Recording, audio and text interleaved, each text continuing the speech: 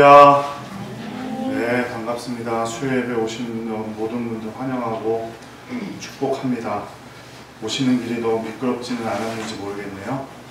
네, 눈을 치우는데 이게 눈이 왔다가 또 비가 와서 그런지 눈 치우기도 좀 어렵고 또 치워도 더 미끄럽고 그렇더라고요. 네, 아무쪼록 예배 마치고 또 돌아가는 길, 또 내일까지 잘 안전하게 지내시길 간절히 기도드리겠습니다.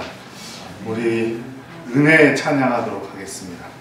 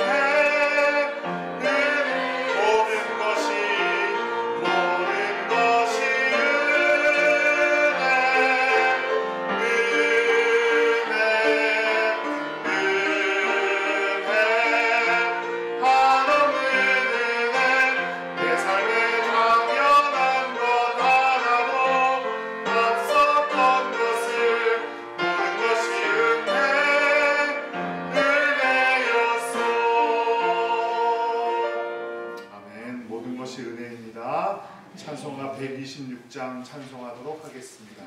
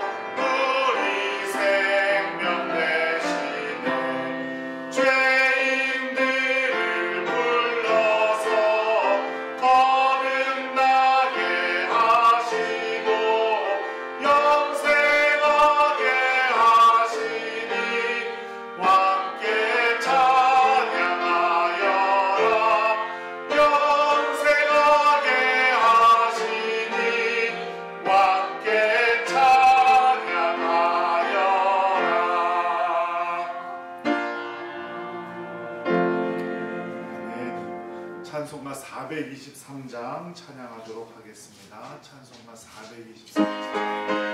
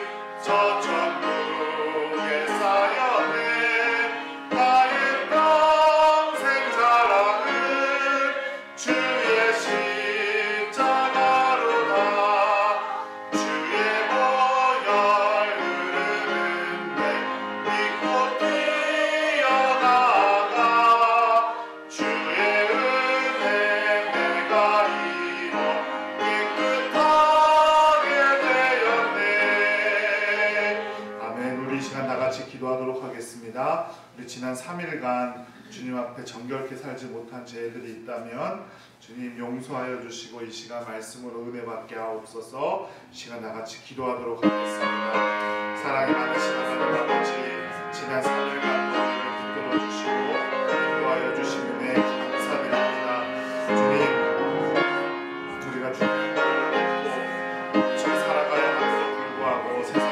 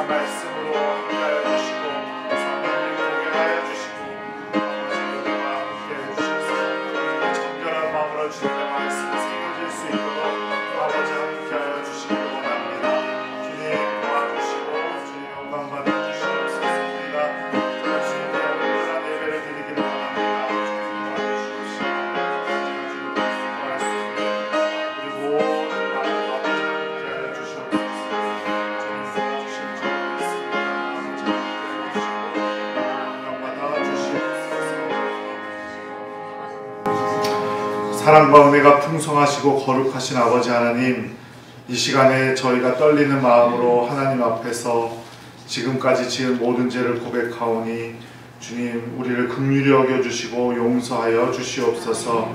주님의 강림을 기다리는 성도들이 말씀으로 무장하고 주님 오시는 영접할 준비를 할 수 있도록 깨끗게 하여 주시고 정결한 마음 갖게 하여 주시옵소서. 말씀 앞에 겸손한 마음을 갖기를 원합니다. 하나님 찬송하는 성도가 되기를 원합니다. 성령의 기름을 준비하며 하나님 앞에 충성된 성도들이 되게 하시옵소서. 어려움 겪고 있는 성도들이 있다면 주님께서 능력을 주시고 하나님의 신령한 복을 베풀어 주실 줄로 믿습니다.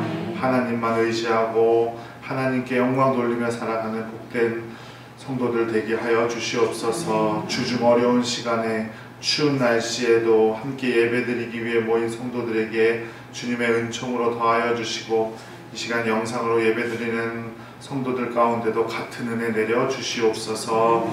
우리 주님 나사렛 예수 그리스도의 이름으로 간절히 기도드립니다. 아멘.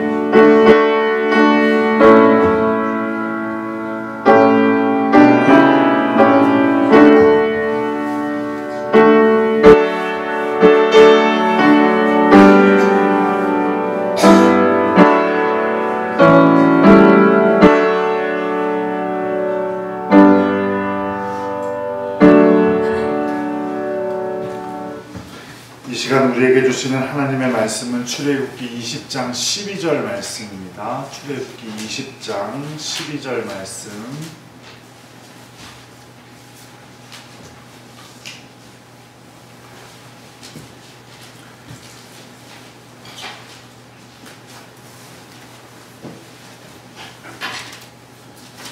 출애굽기 20장 12절 말씀을 함께 봉독해 올리겠습니다. 내 부모를 공경하라. 그리하면 내 하나님 여호와가 내게 준 땅에서 내 생명이 길리라. 아멘. 오늘 하루도 수고 많으셨습니다. 우리 주님 예수 그리스도께서 주시는 위로와 평화가 우리 사랑하는 성도 여러분들과 함께 하시기를 간절히 기도드립니다. 어느 교회학교에서 10계명 외우기 시험을 봤어요. 한 저학년 학생이 10계명을 전부 잘 기록해서 썼는데 5계명, 오늘 우리가 함께 볼 5계명에 이렇게 썼습니다. 내 부모를 공격하라. 물론 실수이겠죠. 좀 웃으셔야 돼요. 여기서 웃으셔야 됩니다. 부모를 공경하라 라는 계명은 모든 자녀들에게 부담이 되는 주제일 겁니다. 부모님께 충분히 효도하고 했다고 생각한 분들도 그리 많지 않을 테고 또 지금도 저처럼 부모님께 효도하고 있다고 생각하시는 분들도 많지 않을 겁니다. 이게 말이 좀 이상하네요. 제가 잘하고 있다는 게 아니라 저도 지금 잘못하고 있다는 말이에요. 그런데 10계명으로 효도라는 주제가 들어있다는 것은 당시 사람들도 어떻게 부모 공경을 잘했다는 말일까요? 못했다는 말일까요? 잘 못했다는 얘기겠죠. 이제 잘 못했으니까 법으로 들어가 있지. 잘하면 왜 법으로 들어가 있겠어요? 그러니까 뭐든지 법으로 만든다는 건 안 지켜진다는 거잖아요.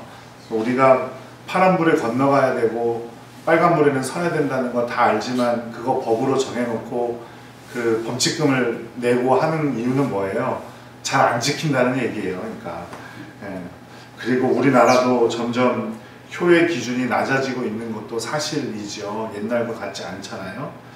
그래서 부모님을 모시고 살면 세제 혜택도 조금 주고요. 싱가포르 같은 나라에서는 부모님을 모시고 사는 것을 어느 정도 법으로 정해놨어요. 그래서 상속을 받으려면 어느 정도 부모님을 꼭 모시고 살아야 돼요. 그래서 어느 정도 기간 살지 않으면 상속도 못 받게 해요. 어느 정도까지는. 그러니까 당시도 이스라엘 공동체 안에서 효의 문제가 심각한 문제였던 거예요. 그러니까 하나님 앞에 10계명으로 정해놨어요. 그리고 우리가 흔히 알고 있듯이 10계명은 크게 두 부분으로 나누는데 1계명부터 4계명까지는 하나님에 대한 계명으로 엘로힘이라는 하나님이라는 단어가 계속 나와요. 그런데 5계명에서 10계명에는 인간에 대한 계명으로 이 계명들에는 들어있지 않은데 딱 5계명에만 하나님이라는 단어가 들어가 있어요. 즉 5계명은 하나님과 인간 사이를 연결해주는 아주 중요한 주제라는 거죠. 그래서 보편적으로 1, 4 그리고 50 이렇게 나누는데 어떤 분들은 1, 5, 60 이렇게 나누기도 해요. 부모님을 공경하라는 것 자체도 하나님을 향한 것이다 이렇게 말하기도 하죠. 하늘과 오늘 본문인 5계명, 10계명의 5계명은 하나님을 섬기는 것만큼 중요한 주제가 되는 것은 분명합니다. 그러니까 우리 사회를 지탱하는데, 인간의 관계를 유지하는 데 있어서 살인하고 간음하고 도둑질하는 것보다 더 중요한 건 뭐예요? 부모님을 공경하는 거라는 거예요. 제가 전에 청년 사역을 할 때 한 청년을 만난 적이 있어요. 교회를 무지하게 안 나오는 청년이었는데 부모님, 어머님 집사님의 부탁으로 제가 만났죠. 그 청년의 질문은 이거였어요. 우리 아버지 같은 분도 공경해야 하냐. 그 아버지는 알코올 중독자였어요. 그 어머님이 엄청나게 어렵게 생활을 하시고 매일 술을 드시고 아침부터 드시고 막 식칼 같은 거 들고 다니시고 막 이런 분이셨어요. 그 동네에서 문제가 될 정도로. 그런데 이제 우리나라 법이 왜 그런지는 모르겠는데 그 알코올 중독자 병원에 들어가면 한 달 이상 입원이 안 돼요. 자기가 나가겠다 하면 나올 수가 있어요. 그럼 또 나와. 그러다가 또 좀 이렇게 있다가 또 들어갔다가 또 이게 계속 반복되는 거예요. 이 청년이 그런 어린 시절을 보냈어요.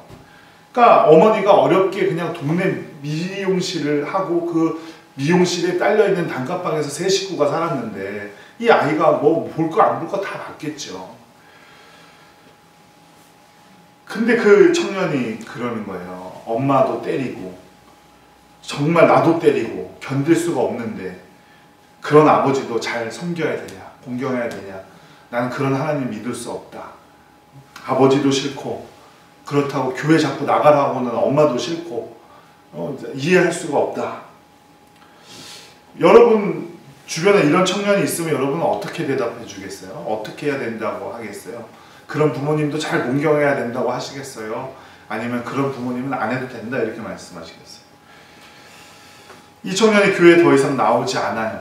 그래서 제일 싫은 건 하나님을 아버지라고 부르는 게 너무 싫고 또 엄마는 그렇게 고생을 하면서도 교회 나가라고 하는 것도 싫고 다 싫다는 거죠.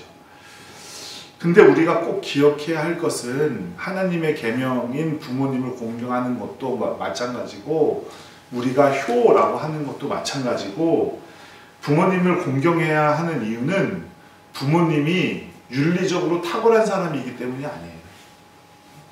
부모님들의 인격이 훌륭하기 때문에 부모님을 공경하라는 말씀이 아니에요. 그분들의 자리와 역할 때문인 거죠. 부모님들은 하나님을 대신해서 나에게 무엇을 주신 분이에요? 생명을 주신 분이에요. 하나님의 대리자이자 하나님의 동역자로서 나에게 생명을 주신 분이에요. 그래서 우리 부모님을 공경하는 거예요. 죄송하지만 부모님의 인격이 훌륭하기 때문에 공경하는 것이 절대로 아닙니다. 부모님들도 다 자녀들에게 보이기 싫은 비밀이 다 있으실 테고 저도 이 사실을 아는데 한참이나 걸리긴 했습니다. 제가 우리 아버지랑 별로 사이가 별로 좋지 않았거든요. 그런데 성경에서 경외하다라는 단어가 있어요. 근데 그 단어는 하나님께만 쓰는데요. 딱 하나의 예외가 있어요. 누구에게 경외하다라는 말을 쓰냐면 부모님께 경외하다라는 말을 씁니다. 레위기 19장 3절에 보면 이렇게 말합니다. 너희 각 사람은 부모를 경외하고 나의 안식일을 지키라. 나는 너희의 하나님 여호와니라. 이렇게 말해요.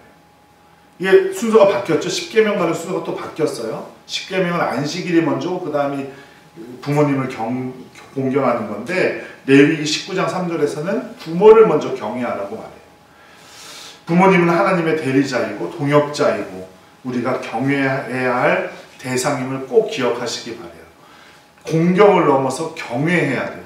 경외는 뭐예요? 두려워할 줄 알아야 되고 마땅히 중요하게 여겨야 할 대상이라는 겁니다. 에베소서 6장 1절 말씀엔 이렇게 말하죠. 자녀들아 주 안에서 너희 부모에게 순종하라. 이것이 옳으니라. 이렇게 말해요. 부모에게 순종하는 것이 옳다. 그러니까 옳다라는 단어가 있죠. 옳다라는 단어의 반대말은 뭐예요? 그르다죠. 그르다. 그런데 여기서 옳다라는 단어는 원뜻을 보면 하나님의 형상이라는 뜻이 담겨져 있어요. 그러니까 하나님의 형상이어야지 옳은 거예요.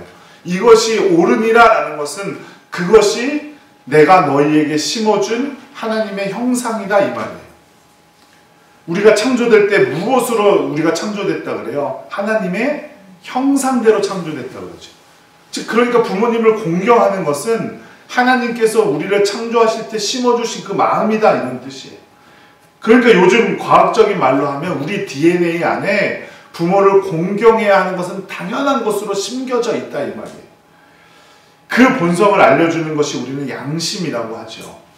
법과 양심은 어느 것이 먼저입니까? 법이 먼저예요? 양심이 먼저예요? 양심이 먼저죠. 그죠? 양심이 먼저. 양심을대로 다 살면 법이 필요 없을 텐데 다 양심대로 살지 못하니까 법을 만들어내는 거거든요. 그래서 법으로도 어떻게 할 수 없는 게 양심, 신앙, 사상의 자유 이런 거는 법으로도 어떻게 할 수 없는 거라고 말해요. 그래서 세상 사람들도 부모와 자식 간의 관계를 하늘 천자를 써서 뭐라고 합니까? 천륜이라고 그러죠. 천륜이라고. 하늘의 인연으로 정해져 있는 관계라는 거예요. 여기서 내 부모님을 정해서 태어나신 분은 아무도 없으시죠? 그렇게 태어나신 분은 아무도 없으실 거예요. 옛날에 제가 어렸을 적 봤던 그 스릴러물 중에 그 아이가 매일매일 기도를 하는 거예요. 자기 부모님을 바꿔달라고. 자기 부모님 맨날 너무너무 싸우니까. 그래서 근데 어느 날 그 아이에게 초대장이 왔어요. 그래서 거기를 갔거든요. 부모님이랑 같이. 그런데 그 자녀가 그렇게 있는데 거기에 뭐가 진열되어 있느냐? 부부가 진열되어 있어요.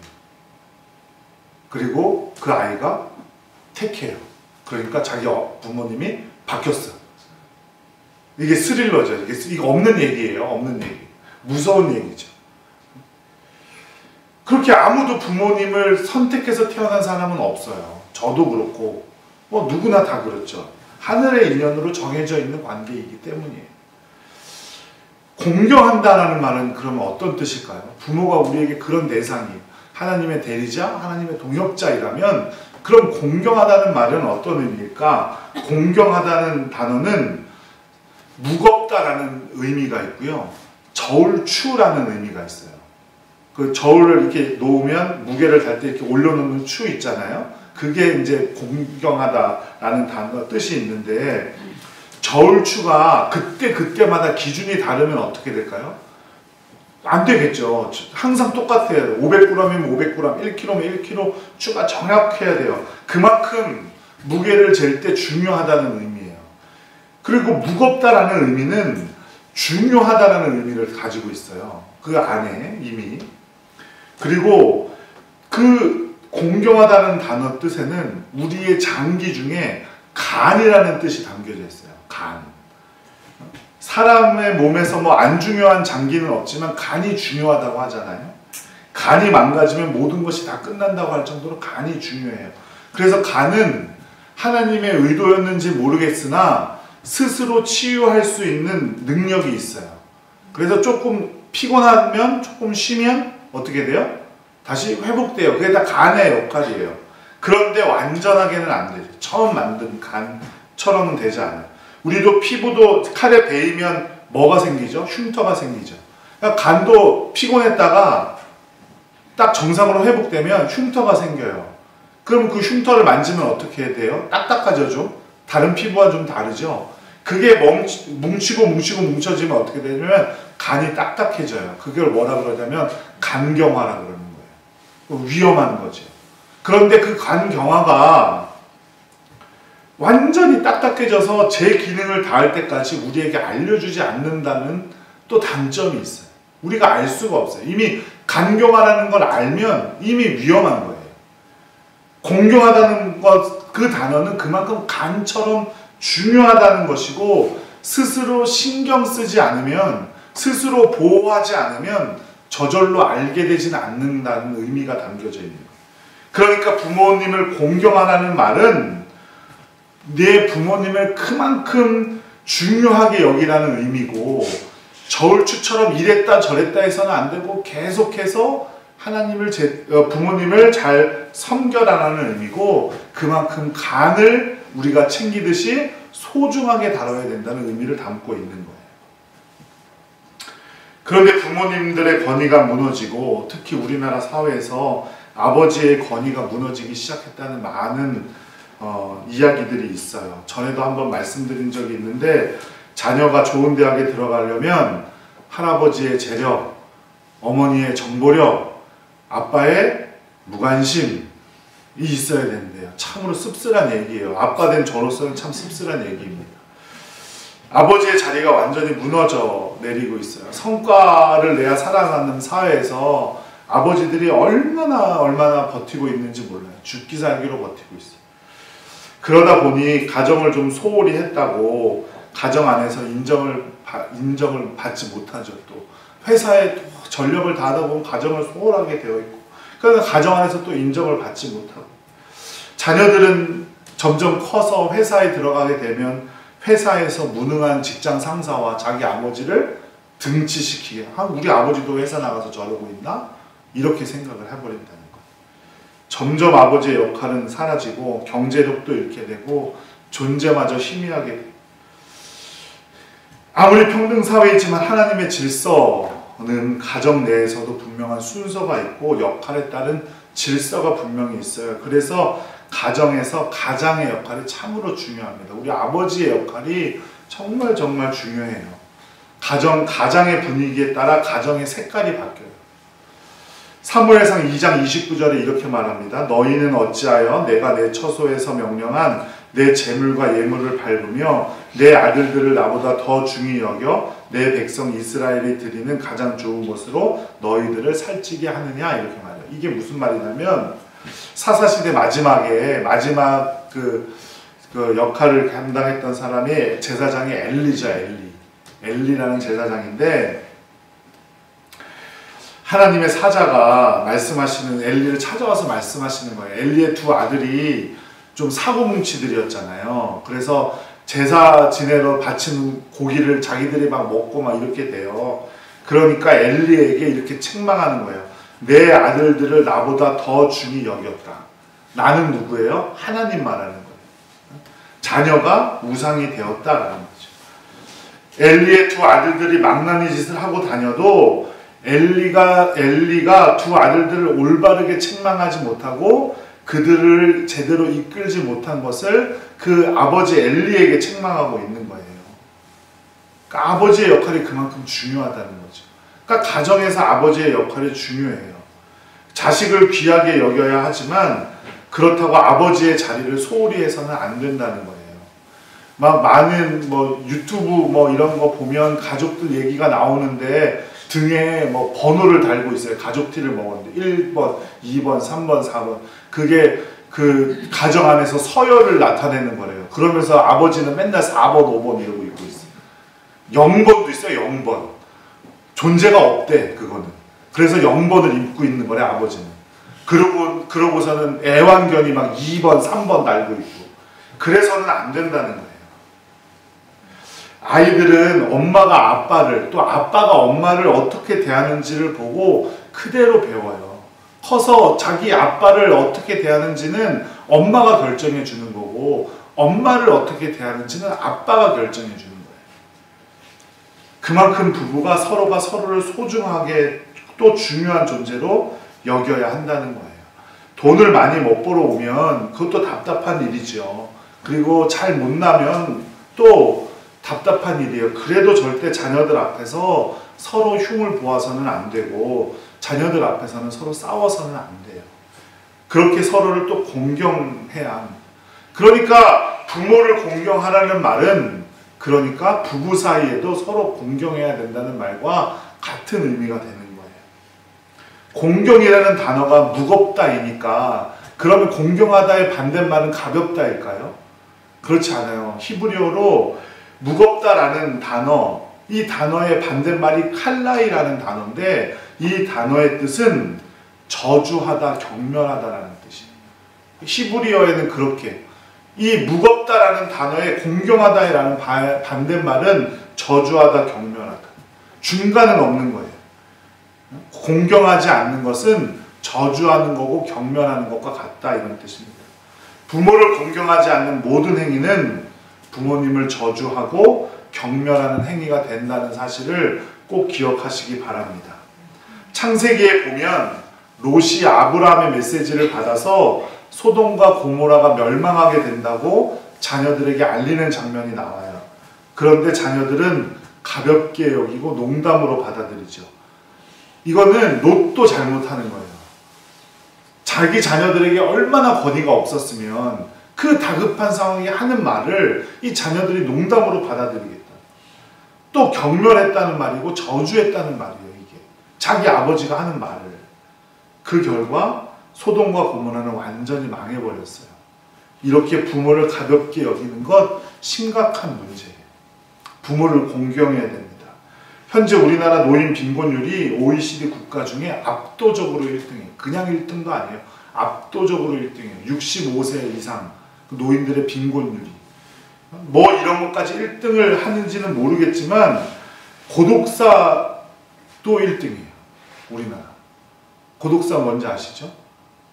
혼자 홀로 죽어가시는 분. 나중에 알고 보니 돌아가신 시신을 수습해야 되는 그런 비율도 1등.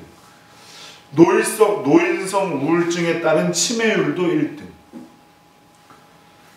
다 부모를 공경하지 못해서 생기는 일들일 거예요. 골로새서 3장 20절 말씀, 자녀들아 모든 일에 부모에게 순종하라. 이는 주 안에서 기쁘게 하는 것이니라. 모든 일에 순종하래. 골로새라는 도시는 무역 도시여서 세계 각국 사람들이 살고 있었어요. 그러다 보니 국제 결혼이 빈번했고 혈연적인 연대감은 약한 도시가 골로새였어요. 그래서 이 골로새라는 도시는 한때 엄청나게 번성했지만 지금은 그 곧 얼마 지나지 않아서 온데간데 없는 도시가 되어버려요. 그래서 지금도 터키, 그리스 사도 바울의 행적을 따른 그 성지순례를 이렇게 가잖아요. 그럼 골로새 지역을 가면 아무것도 없어요. 그냥 언덕 위에 올라가요. 여기가 무슨 성전터였대. 그리고 올라가서 한 바퀴 돌아봐요. 그게 다예요. 골로새라는 도시가. 지금 남겨져 있는 것도 그래요. 골로새 지역은 그리스 철학 중에서 영지주의의 영향을 많이 받았는데 영지주의는 육은 더럽고 영은 깨끗한 것, 이게 완전히 이분법주로 갈린 거예요. 그래서 육체적인 것은 무조건 배격하고 중요하게 여기지 않아요. 그러다 보니까 육적인 관계 역시 아주 나쁜 것으로 여기죠. 육적인 관계의 대표적인 것이 뭐예요? 부모와 자녀의 관계죠. 모른 척합니다. 그리고 그것을 아주 당연한 것처럼 여기는 사회가 골로새라는 사회였어요. 그렇게 부모를 돌보지 않으니 경제적인 빈곤, 고독감에 던져진 노인들이 결국 건강마저 잃게 되는 현상이 지금 우리나라처럼 일어났던 도시가 골로새예요. 그러니까 지금 어떻게 됐어요?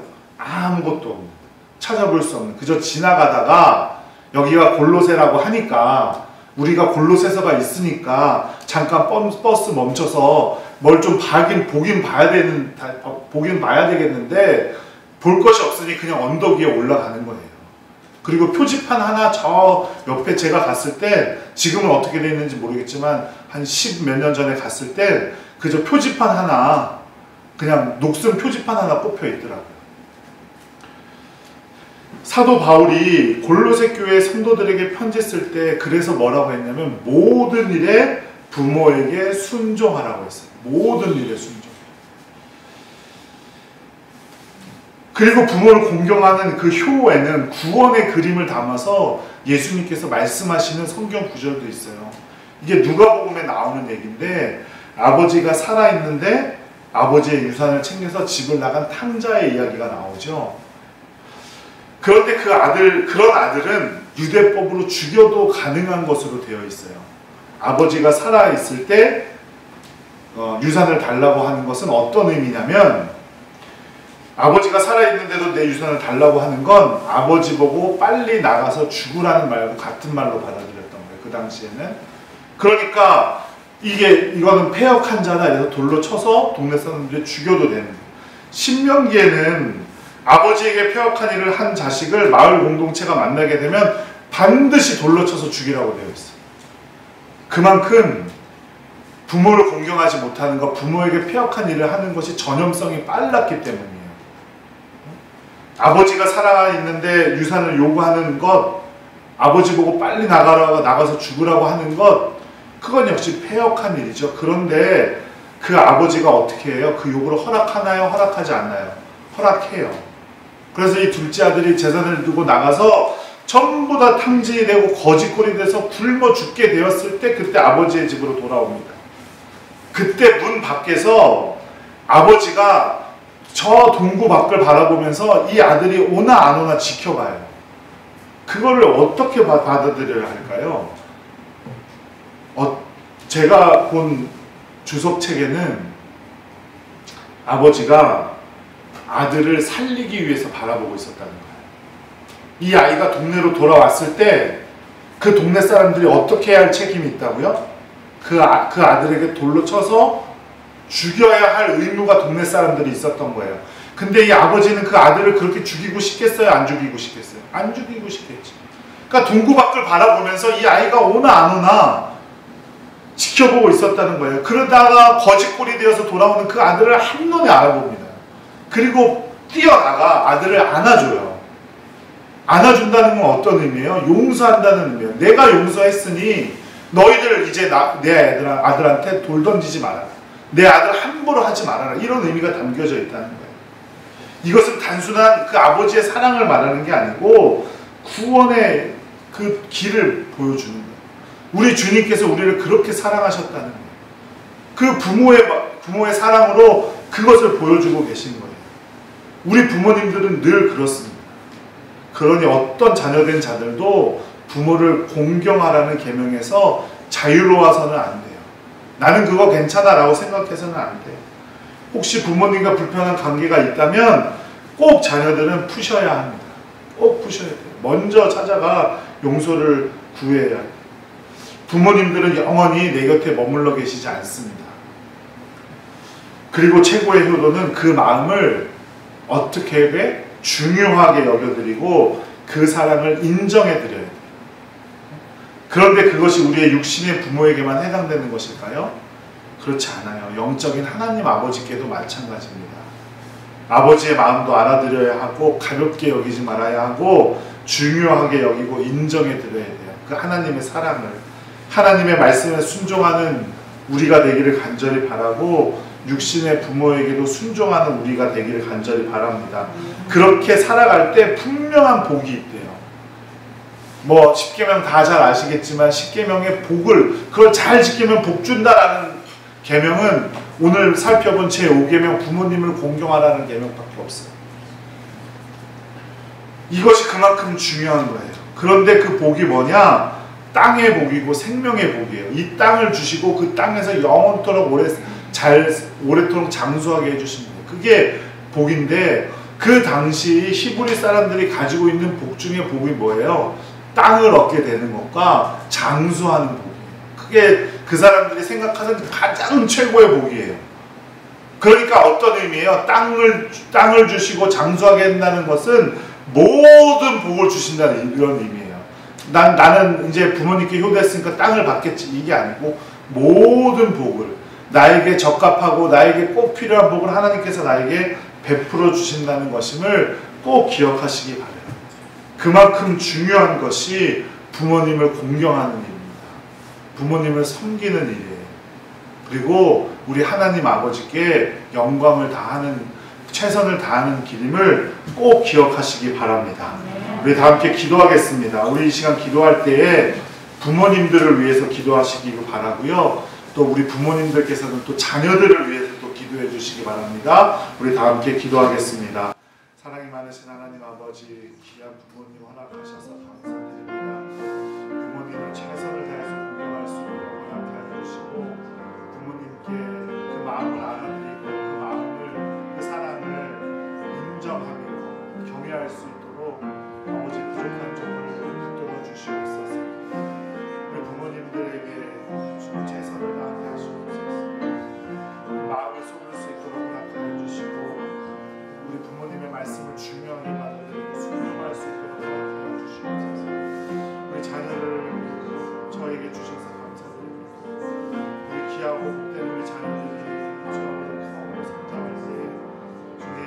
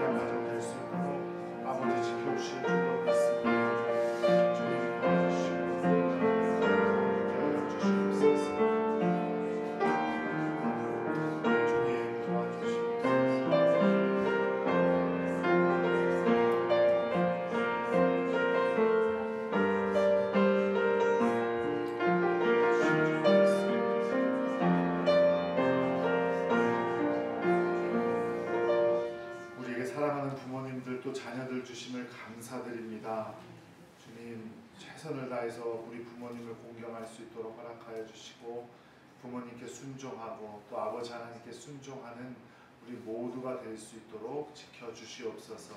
우리 자녀들도 주님 믿는 믿음 안에서 키워가게 하시고 우리 자녀들이 주님 믿음 안에서 자랄 수 있도록 함께하여 주시고 우리 자녀들에게 만남의 복을 내려주셔서 믿음의 사람들, 귀한 사람들 만날 수 있도록 아버지 함께하여 주시옵소서. 예수님의 이름으로 감사하며 기도드렸습니다. 아멘. 찬송가 579장 찬송하겠습니다.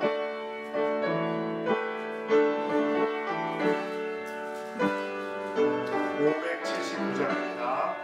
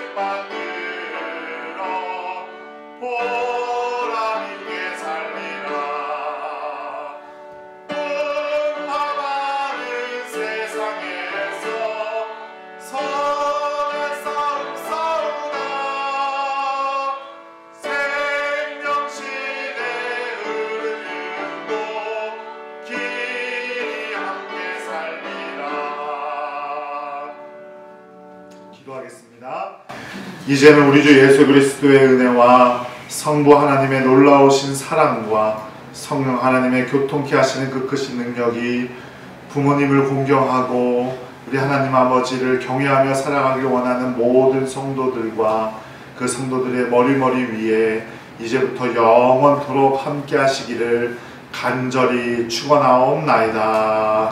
아멘.